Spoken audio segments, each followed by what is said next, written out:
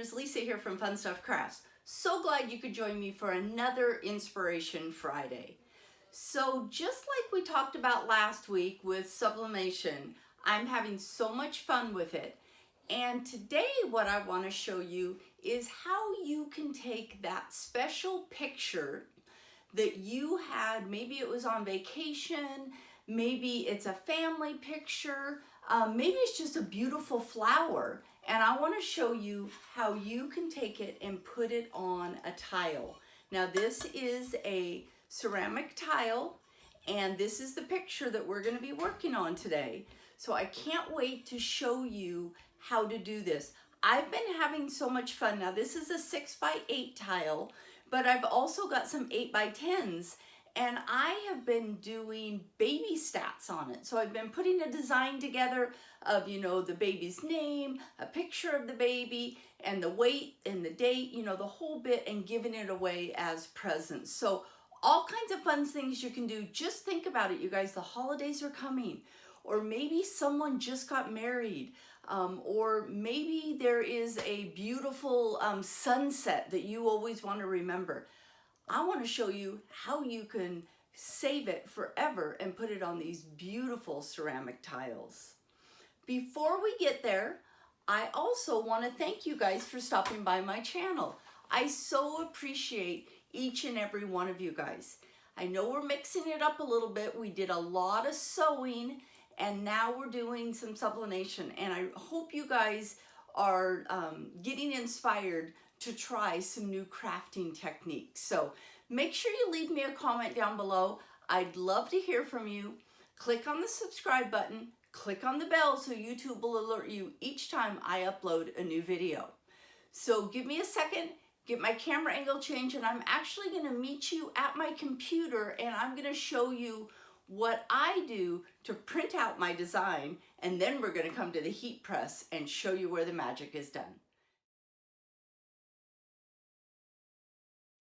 Okay, crafters, I want to start today with my picture. So I just want to show you how easy it is to take a picture that you have taken and put it onto the ceramic tiles that I want to show you. So I just was kind of looking through some of my pictures. I had some really nice ones. My husband and I had went out and taken some pictures here a couple weeks ago, and it was just so fun to get some ideas of what we could do. So I love this picture here of a little brook or a river, whatever you want to call it, little creek, with some of the beautiful greens that we have here in the Pacific Northwest. So I'm going to go ahead and print this one, and we are going to transfer it onto a tile. And so all I usually do is go up. Now I'm using my Mac Airbook here. So if you've got a like an HP, or you're using a different operating system, it might be a little bit different. But I just go up to print, and then my tile is 6x8. So remember, we want to have our picture be just a little bit bigger than our tile. So I could definitely do a custom size here, or I could do an 8x10. So if I wanted to grab as much of this picture as possible, I could do a custom size, and it is set at a 6.2 by 8.2, which is absolutely perfect for my tile. It's given me just 2/10 wider and longer, and so that just gives me a good setting for my tile. So I'm going to go ahead and print it. Now I am using my Epson 7720, and I have converted it to a sublimation ink. And I will give you a link to the YouTube video I followed to convert my printer. It was very easy to do. And so I'm going to go ahead and go print. And now one of the things that I've set up with my Epson is I have set up some presets on my printer. So I know that I always want to grab sublimation settings. And so it's always going to print the best quality. It's going to do a mirror image for me, and I know exactly what my layout's going to be. But each printer is a little bit differently. This is just options I have with my Mac Airbook and my Epson 7720. So I'm going to go ahead and just hit print, And then what we're going to do is I'm going to join you over at the heat press and we will get it all layered and ready to go. Okay, so I just came back from my printer and I have my printout all ready to go. And I always like to take a look at it and make sure my ink is dry. And my ink looks really nice. And so what we're gonna do now is we're gonna layer up our heat press, okay? Now, I have had so many trials at this and different things, and so I'm just gonna show you what's worked best for me with the ceramic tile, okay? So my heat press came with a foam pad, which I have right here, and it came with this more cushiony pad, and I kind of think of it as my pressing pad that I use in sewing. So I'm going to start out with that. Then I am going to start out with a silicone pad. Now you will see in all of Lisa's trials, I have forgot to cover my base and my pad, and I've got a new one on order, but you can see how printed up my pad is. That is not necessarily a good thing, okay? So because of that, we're gonna double layer a little bit. The reason why I like to use the silicone pad is it really helps push the tile and the image together. So I've got my pad, I've got parchment paper, my Teflon, and then, or my silicone pad, and then another piece of parchment paper. I'm gonna put my design down. See if I can get over here a little bit more so you guys can see that. I'm going to put my design down. I'm going to take and put my tile right on top. And I'm just, remember how we left that just a little bit of an image? So I just want to make sure I've got that all in there nice. And then I'm going to put one more piece of parchment paper on top just to protect my press. Okay? I've got my press. It's just about warmed up. For 400 degrees at 10 minutes. And I really find that this 10 minutes works really well with the tiles. So I'm going to go ahead and start my press.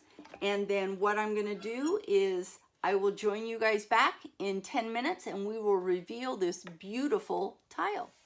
Okay, so my timer's just about ready to go off and I want you guys to see that I've got a pad down that I'm going to let my tile cool down on. And this is actually the other pad that came with my heat press.